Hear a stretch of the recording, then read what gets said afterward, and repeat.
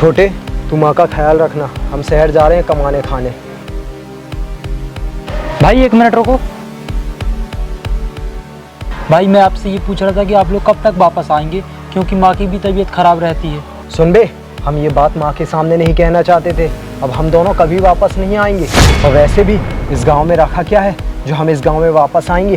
तुम तो हो अनपढ़ गवार, हम दोनों पढ़े लिखे हैं। शहर में जाकर नौकरी करेंगे और वहीं शिफ्ट हो जाएंगे। माँ की दवाई 1000-1500 रुपये की आती है हफ्ते की। बताओ मैं अकेला कहाँ से ला पाऊँगा। अरे तो हम क्या करें, तुम्हारे चक्कर में हम अपना फ्यूचर बर्बाद कर लें। ओ भैया, हमें भी आगे चल के कमाना खाना है, आगे बढ़ना है। ओए देख, मोहल्ले वाले भी आ गए हैं। अब मेरी बात ध्यान से सुन। माँ को किसी भी सरकारी अस्पताल में पटक देना जाकर। प्राइवेट अस्पताल में इलाज कराना जरूरी है क्या? फ्री में इलाज हो जाएगा वहाँ पर। अब हम चलते हैं, चल भाई।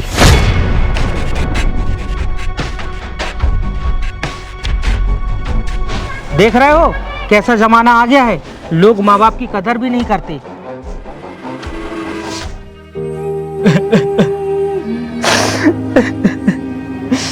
माँ। अबे 2 दिन हो गए, ये तो रोता ही जा रहा है। अच्छा तू एक काम कर, ये पकड़, अच्छे से पकड़, थोड़ा सीधा कर। देख भाई, पूरे 150 गज जमीन है ये। देख भाई, मेरे हिस्से में आएगी 50 गज, तेरे हिस्से में आएगी 50 गज। 50 गज इसे भी दे देंगे। अबे शर्म आनी चाहिए तुम लोगों को। अभी 2 दिन ही हुए तुम्हारी माँ को मरे हुए, और आते ही साथ तुम लोग जमीन का बंटवारा करने लगे। इतना भी सब्र नहीं हुआ तुम लोगों को। देखो भाई, ये हम तीनों भाइयों के आपस का मामला है, तुम बीच में ना पड़ो तो अच्छा होगा। अबे क्यों ना बोले बीच में, बोल क्यों ना बोले। बेटा हम तो बोलेंगे, क्योंकि हमने अपनी आंखों से देखा है कैसे तुम अपने छोटे भाई के भरोसे अपनी माँ को छोड़कर गए थे। बेचारे ने हाथ जोड़ जोड़ कर दूसरों से पैसे जमा किए, तब जाकर अपनी माँ का इलाज करवाया। तुम लोगों ने एक बार भी आकर देखा? तुम लोग तो बहुत पढ़े लिखे हो ना, बहुत अव्वल दर्जे के इंसान हो गए हो शहर जाकर। वही बस गए अपने भाई को छोड़कर, और जैसे ही तुम्हारी माँ मरी तो आ गए उसका हिस्सा लेने तुरंत। भैया मुझे कोई हिस्सा नहीं चाहिए, इन दोनों को ही दे दो सब कुछ। जब मेरी माँ ही नहीं रही तो मैं क्या करूँगा इस घर में रहकर। मैं भी ये घर छोड़कर चला जाऊँगा। चुप बे, तो चुप खड़ा रहे।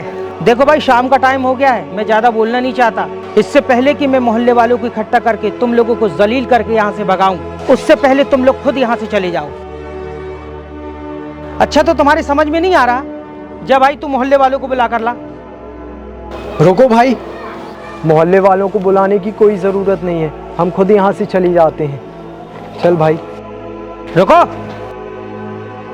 काफी दिनों से एक बात थी मेरे दिल में, आज मौका मिला है तो सोचा बोल ही दूं। एक बात ना जिंदगी में हमेशा याद रखना, हमने खुद अपनी आंखों से देखा है, तुमने अपनी माँ की कभी कदर नहीं की। बेचारी चली गई इस दुनिया से, मगर तुम लोगों ने उसकी एक रत्ती भर सेवा नहीं की, हमेशा उसे लताड़ा है और उससे गुस्से से ही बात की है। याद रखना, तुम भी माँ बाप बनोगे, तुम्हारे भी बच्चे बड़े होंगे, और वो भी तुम्हारे साथ ऐसा ही करेंगे जैसा तुमने अपनी माँ के साथ किया है। मालिक का इंसाफ जरूर होगा, उस दिन का तुम दोनों इंतजार करना। अपने माँ बाप की कद्र करो, क्योंकि उनकी अहमियत वही जानता है जिनके माँ बाप अब इस दुनिया में नहीं रहे।